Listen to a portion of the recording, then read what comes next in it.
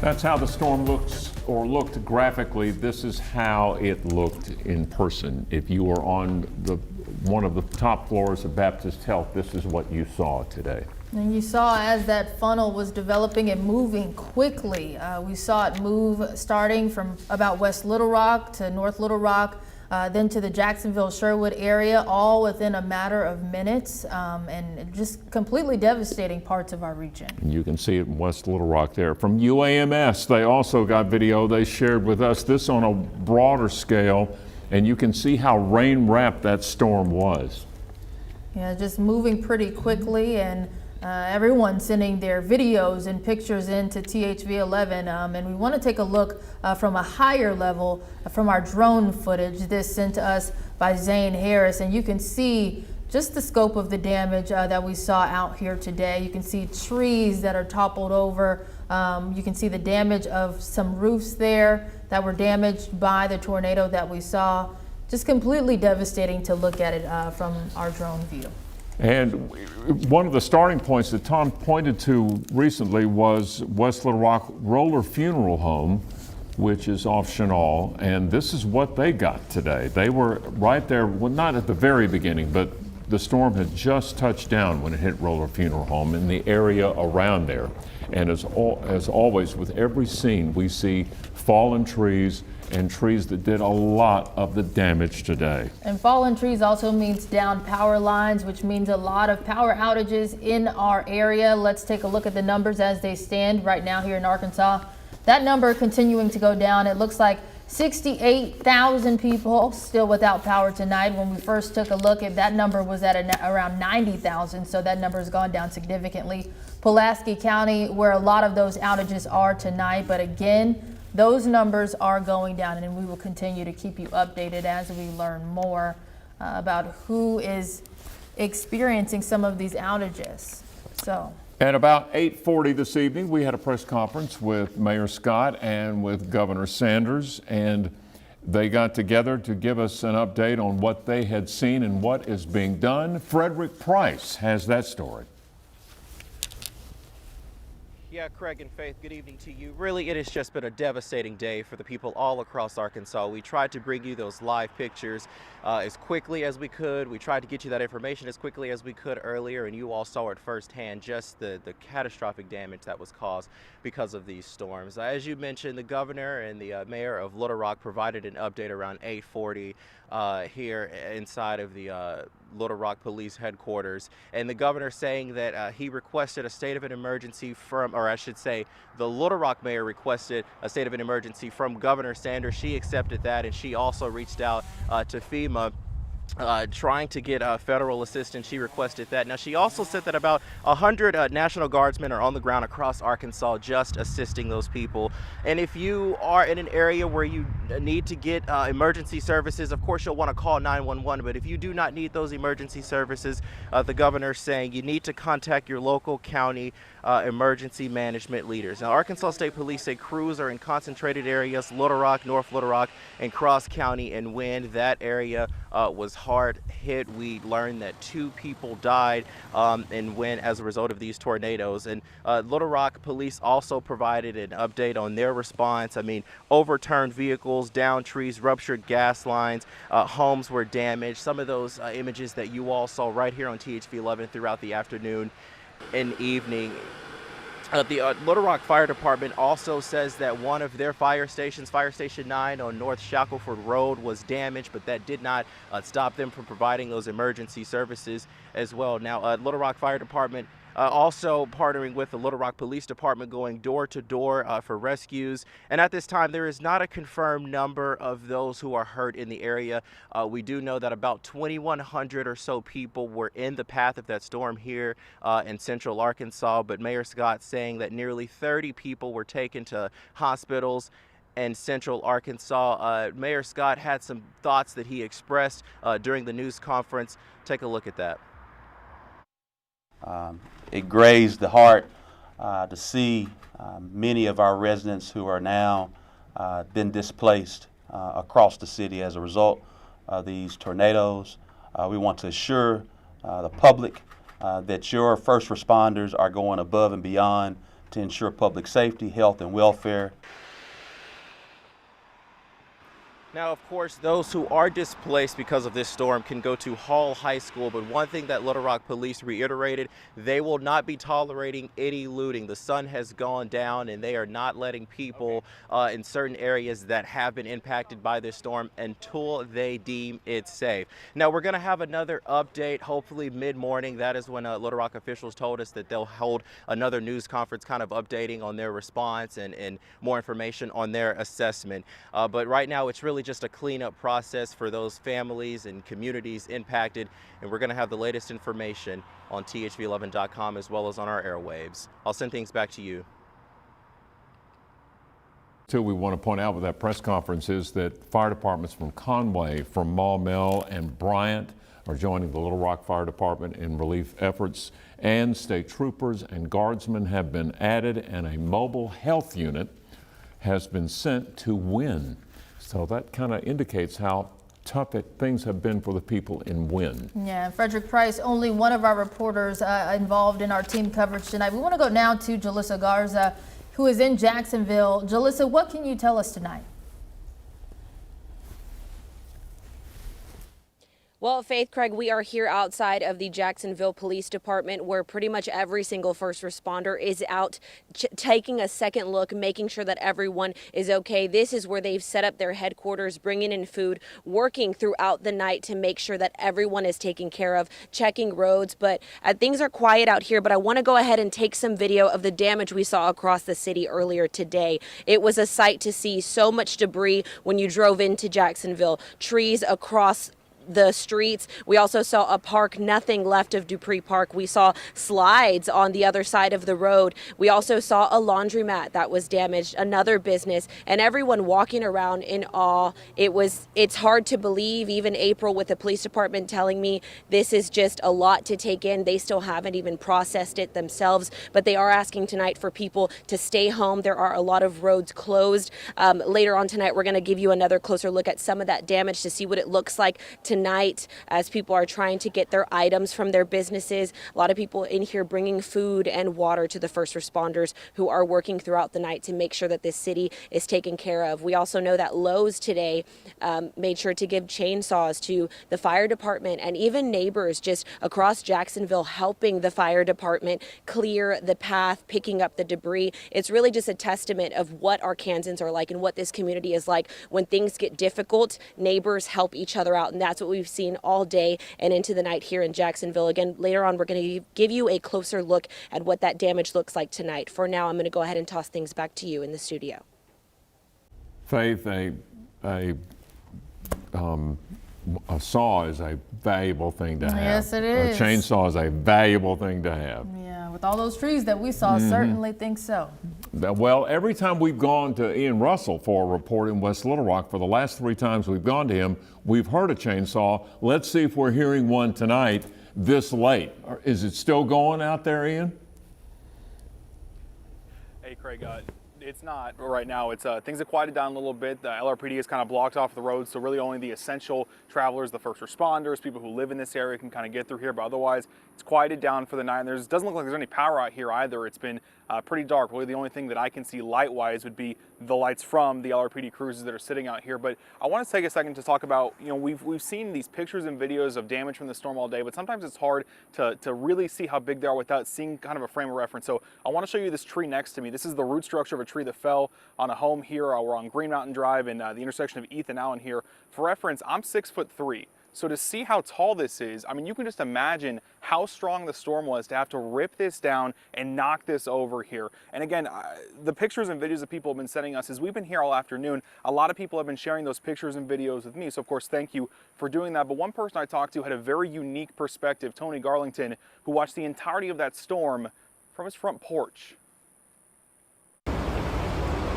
As the storm moved through Little Rock, those in the metro held on to what they could. I heard the sirens, so I came outside because I noticed through the windows that nothing was happening and it was clear and all that. So I was that guy. That sentiment from Tony Garlington changed quickly. Stuck on his porch, battered by debris, unable to open the door. finally turning around to this. That was pretty jacked up. Off Green Mountain Drive in Little Rock this afternoon, help was everywhere. From the machines of Public Works to the chainsaws of strangers, all to help anyone who needed it. I don't mind helping. That's really why I'm out here. If they need me to do anything, if it's anything I can do to help, why not? And in this neighborhood, they need all the help they can get. Honestly, but wasn't expecting to see all this. You can't, we blessed.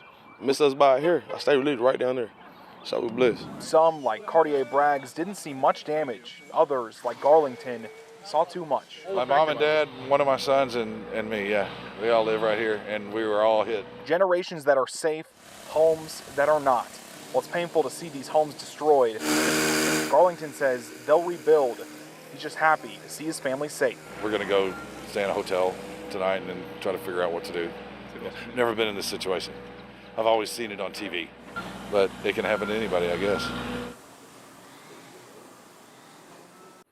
And Craig, you mentioned the chainsaws, right? We heard them throughout the afternoon as crews were out here working to clear some of this debris. Well, I had a chance to talk to some Public Works employees as they were out here cleaning those debris and clearing Green Mountain Drive here. I asked them, what's the recovery process look like? How long are y'all going to be out here? They told me they'll be here today, tomorrow, the next day, however long it takes to get this road clean and get this neighborhood back to where it was, guys. I'm going to send it back to you.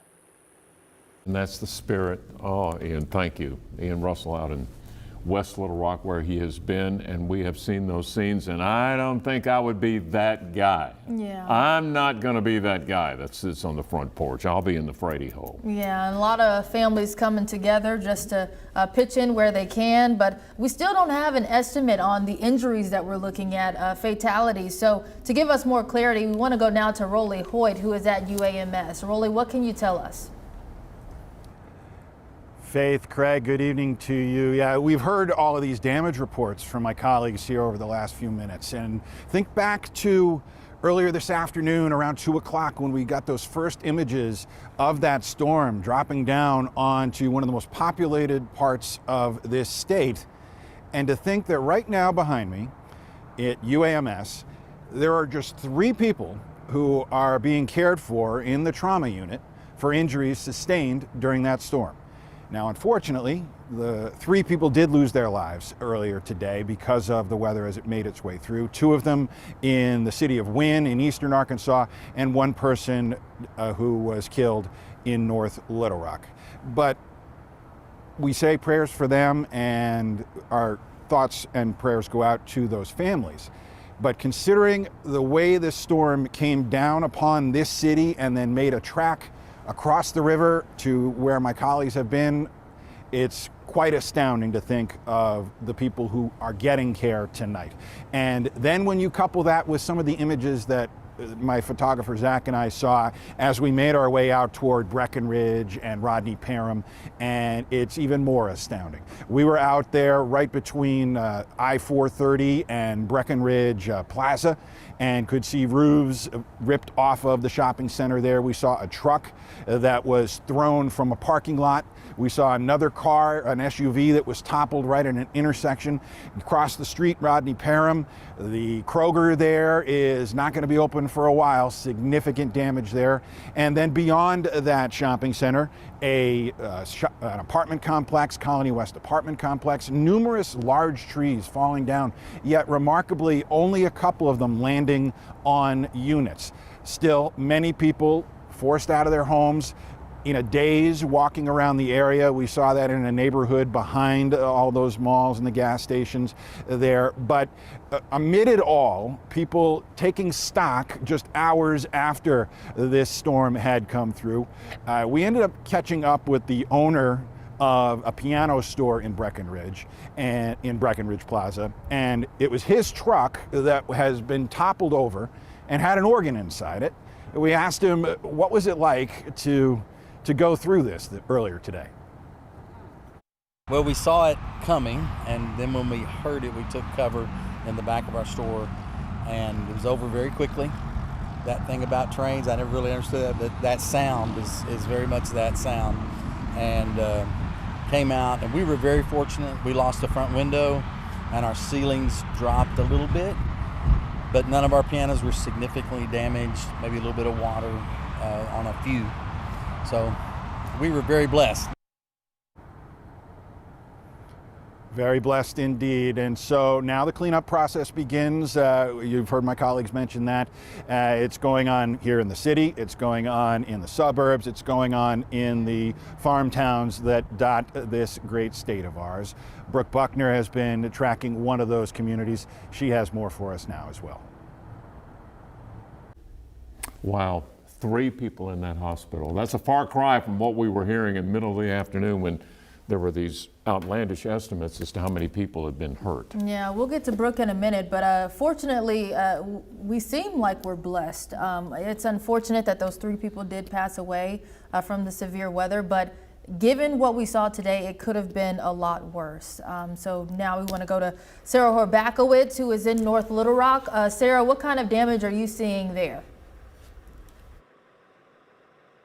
The damage here is significant. We did see 1 death in North Little Rock. It's the only death in Pulaski County that we know of right now. A lot of assessments are still going on. Right now we're on War Eagle in North Little Rock, and we actually had to move down the street just a little bit ago because there were active gas leaks going on that they said they're blowing gas. You don't need to be here right now. So we moved. So if you're in an unsafe place, you need to move as well. I want to show you now where I am on War Eagle. There are houses that were destroyed. If you look right over there, right over my shoulder where my photographer Bree is zooming in, that was a garage. We just spoke with the people whose family said lived there, and they said no one was home. Thankfully, everyone is okay. The only thing home was their dog, who was in a kennel when that wall fell on the kennel, saving their dog's life. So they're just grateful that everyone is okay.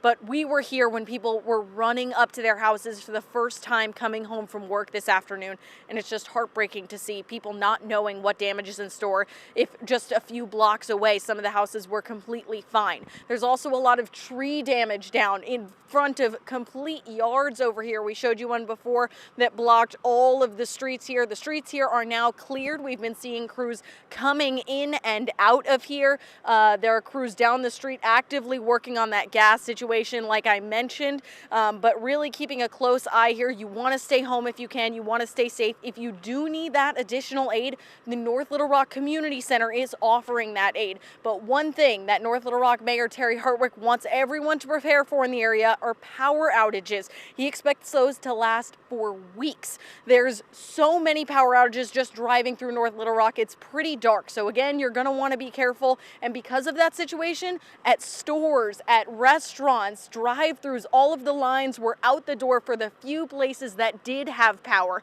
So you're going to want to prepare as best you can. But echoing what a lot of other reporters have said tonight, seeing the neighborhoods come out. We saw community members here who didn't know anyone on the block, but just knew they had to come help as soon as the storm had passed. Even while we were still, the possible thunderstorm coming through, people were walking through and said, I'll leave when I have to. But that echoing of neighborhood, of community is really something special to see in Arkansas. We have a lot more covering tonight across the state, so I'll send it back to you in studio. But for now, reporting in North Little Rock, Sarah Horbakowitz, THV 11 News. The mayor is making good on a promise he made to Sarah earlier when he said his #1 priority was getting the streets cleared. Yeah. So apparently they're making progress. And I'm just happy to see so many people pitching in where they can, because could you imagine going home knowing that your house is completely demolished and not even knowing where you go from there, how you even start to pick up the As you're pieces. driving in your neighborhood, the anxiety that's building, Yeah. not knowing what you're going to see. We got a lot of people helping tonight. We're going to go to a church that's right down from my house in our neighborhood, Calvary Baptist. Check in with Brooke Buckner to see how the relief effort's going there. Brooke? Hey guys, yes, the lights just dimmed here at Calvary Baptist Church. Red Cross has a shelter set up for people who were impacted by the storm. Their houses might have gotten destroyed and they have nowhere to go. So we right now see a few people here who have recently checked in. A couple of them are starting to wind down for bedtime. They have a bag full of necessities for people who check in, like toothpaste, razors, shampoo, anything you might need for a night's stay here, as well as a warm blanket and a nice cot to sleep on for the night. tonight. Like Jalissa and Sarah just mentioned, the community is really coming together today to help each other out in all sorts of ways. There's proof of that right here tonight at this Red Cross shelter. But if this one is not close to where you live, there are some others that I know of. I'll name off right now. Hall High School in Little Rock is also a shelter, and North Little Rock Community Center, as well as First Baptist Church in Jacksonville. Also, tomorrow, if you're looking for a meal and you were impacted by the storm, the Wolf Street Center in downtown Little Rock will be serving free meals to people impacted. So stay with us tonight for more coverage on the aftermath of this storm. For now, I'll send it back to you in the studio. Don't think the morning basketball players at Calvary Baptist Church who use that gym are going to mind at all giving up their floor I know I for would. relief. Yeah. So there you go. Everybody pitching in any way they can. It's the only way we can move forward is if we do it together. So. Oh, and tell you, two people have been together all day. Nathan and Tom. Nathan and Tom, it's right. Hi again, we're still here. I'm going cross-eyed. All right. We're okay. Yeah, here it is. What time is it, 11? Something like that, yeah. Contacts are starting to dry out a little bit. I know it. It has been a long day, folks. We still have a little bit of weather concern in southeast Arkansas, but before we get to the forecast, we do want to share this with you. Nathan has put together a nifty map of the track of the tornado, so we can go ahead and take Max 1 full with the track. There we go. And let's walk you through it. Nathan, you managed to find kind of a begin point close to Baker Elementary School. Craig? Yeah, I'm going to zoom in here for you, Tom.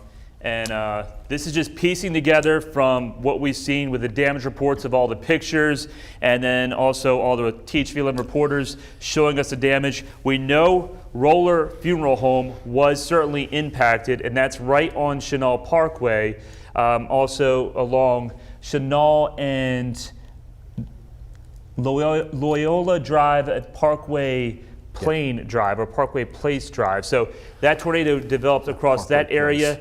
And then here is where Home Depot is. Home Depot just missed out. This is Target and Home Depot right here. So you can clearly see here's Markham Street. So it is very close to the intersection of Markham and Chenal Parkway. It made its way, affected several apartment complexes right along Marlin Drive or Marlin Road. And then there's Green Mountain Drive over to Shackelford Road along Interstate 430. And then, of course, it did affect the Breckenridge Village. The new McDonald's that was just built there suffered some damage, especially with the sign. And then also the Kroger, Tom. And that's where I'm thinking that's where the path of this tornado went through. So here is Kroger right here. And then here's Breckenridge Village in this area.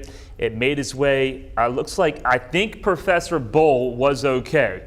I know that's a very popular place.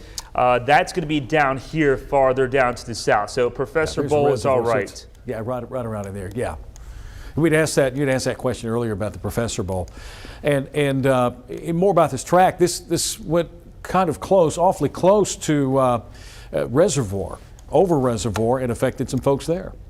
And I'm just using Google Maps here to really pinpoint on exactly what's going on. So we got Ridgecrest Apartments in this area, along with Chenal Place Apartments a little farther down to the south. So it looks like certainly could impacted Ridgecrest Apartments, and then Meredith Court Apartments very close to that area as it made its way through Reservoir Road. And then it made its way across Cantrell and did hit the Purple Cow restaurant, and there's some other places there. Pavilion in the Park. That's a shopping area there that's close to the Purple Cow. And Craig, the catering place your daughter works. What was the name of that? Catering to You, I believe. Catering to You. Catering to You, Pavilion in the Park area. So all of that was affected in that area, Nathan. And it continued to maintain its strength. It was a wedge tornado even as it crossed the Arkansas River and headed into North Little Rock. We saw the debris signature make its way right over Burns Park. So this is a little more estimate, may not exactly be this path, but it will certainly be very close as it made its way across Parkway Drive, and it probably affected Alta Vista Drive, Pike Avenue. We know there's damage reports as you get into Sherwood. So very close to Indian Hills Elementary. There's Sherwood. There's Highway 107. I know we had some damage reports around Keel Avenue. And we're just going to stop it right there because we know it continued into Jacksonville, but right now I just don't have enough information on exactly where it went. We know it went into at least the southern parts of Jacksonville before it made its way into Lonoke County. But that is a very impressive damage path, Tom. Hundreds of homes certainly in the path of that. And with that, a lot of folks affected. Some schools let out, some schools stayed in. I tell you what, I think the best decision was to keep the kids at school, keep them in a safe place. Lots of parents at work. It could have worked out a lot differently if the kids had been home and some of them by themselves. But an impressive track there that Nathan has drawn for us from West Little Rock into the Sherwood area. And we can continue that through Jacksonville and even Cabot. I understand Barnhill Orchards in Cabot. If that sounds familiar, they're one of the strawberry producers along with Holland Bottoms. There's a couple of 3 there in Cabot. And so that's what we're hearing. Now, whether it's been confirmed or not, we'll get back with that. I did have somebody call and say, yeah, Barnhill looked like it took a hit. So